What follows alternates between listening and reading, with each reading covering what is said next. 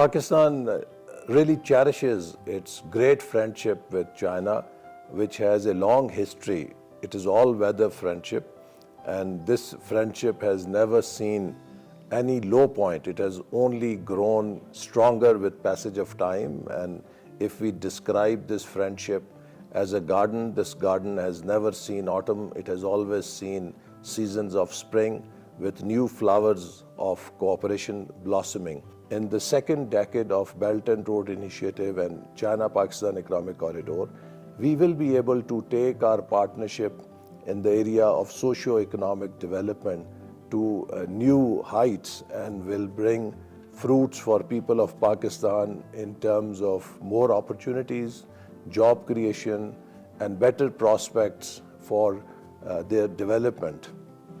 Pakistan has been the founding member in all these initiatives. Pakistan has greatly benefited from Belt and Road Initiative, which has helped Pakistan overcome its energy shortages, which has helped Pakistan modernize its infrastructure. But now Pakistan is focusing on blue economy as the new area of future growth and development.